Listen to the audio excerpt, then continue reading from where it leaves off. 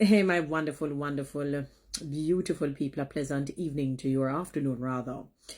So wonderful people. I was just scrolling TikTok, and I saw one of the most powerful, I call it, messages. And I was, pleasantly surprised because this was an older gentleman. In Jamaica would say big man. He seemed to be he would be in his very, very either late. He looks more in his 70s to me, than 60s. But let us say maybe late 60s. I don't want to say he's aged bad, but one of them long time big man from the baby boomers era, and he said, he asked the question. I saw quite a number of men. He's somewhere from Africa. I'm not sure what, town or district or whatever it is that you call it, because, Africa is big and it's a continent. So you have different, I don't want to say sublets, countries in it. So you understand where I'm coming from. And he asked, like really was having a conversation, with the men, the pastor, and he was saying, how many men know if their wives are satisfied sexually? And barely any hand could go up. He said, how many of you, based on the basis of when you're reaching your high point? He was quite very appropriate in his language, even his demonstration. I thought it was ear fitting for anybody. It doesn't matter if a child was there, they even laughed. The men really laughed, because of when he was saying, when you're reaching your high point and you're making that sound, and he was saying, that was funny. Do you see her, behaving that way as a friend? If I was to expand what he said, if I was to pull it apart for you to see what he's saying and unearth it, there is a sort of pulsating effect when the lady reaches her high point of the vulva, of the vagina. Do you sense that? And her tremble, and you feel it, not just the liquid coming out or whatever, but there is that sort of, like it is grabbing at you, that pulsating effect, and her making that, not necessarily very explosive sound, but, let us use that. Let us go to the extreme to say making that explosive sound, like or not as explosive, but mid-tier. Do you, and they were quiet. And the lady, I saw one or two women in the audience intently listening to the message. And he went on. This is a big man, and I was, as I said, pleasantly surprised, because I never expected that era of men or a man to speak so candidly about sex in church. I thought it was appropriate.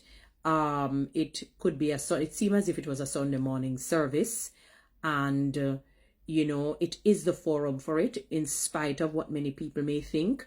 We serve a wholesome God, an intelligent God who created sex, the sex gene, the testosterone, the X and Y chromosome that is in both men and women. It's just that women tend to have XXY while the men have XY or XYY, something like that. The one that is the dominant gene would be the testosterone for the men, the Y, and the dominant would be what you say estrogen, women, and I said to myself, I needed to research just arbitrarily, without deducing it, what is the percentage of wives who are not satisfied. And I saw something on healthywomen.org. It's a site that I like to follow that seemed to focus a lot about women's needs and women and so forth. And it said 62% of the women who reported their sexual activity with their husband said they were not satisfied.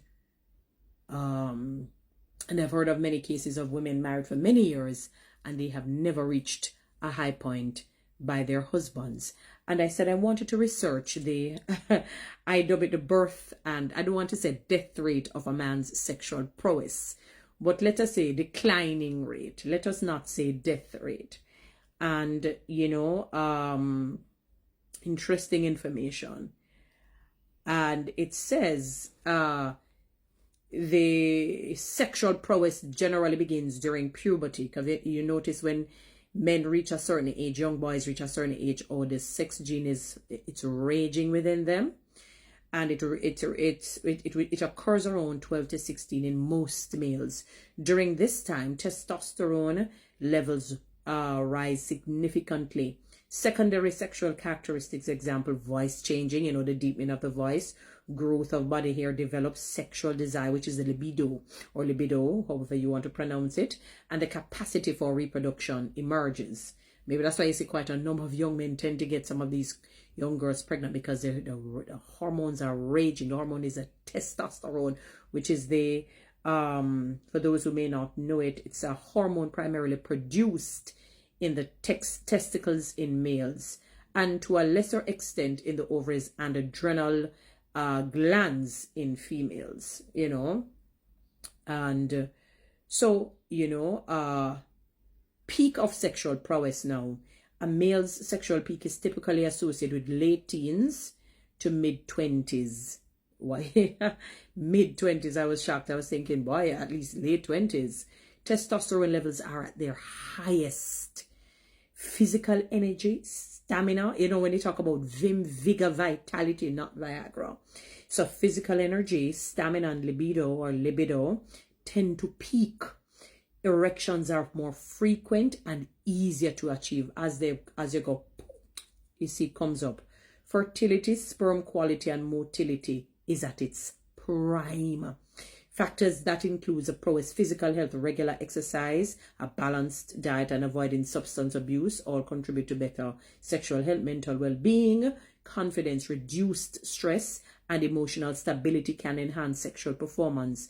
Age and testosterone levels naturally decline by about 1 to 2% per year, and we're talking about in the men, starting around age 30 to 40.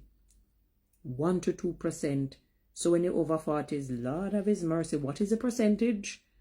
Which can influence the libido and performance, though many men still remain sexually active even, So when you reach 30 and 40, 1 to 2%, it starts to go down and down and down and down. And maybe that is why you have so many cougars, because perhaps when they, some of them, when they got married, maybe, it was slam bam, thank you, madam. So they never got the ability to enjoy the whole entire foreplay, because the pastor started to ask, do many of you know about it?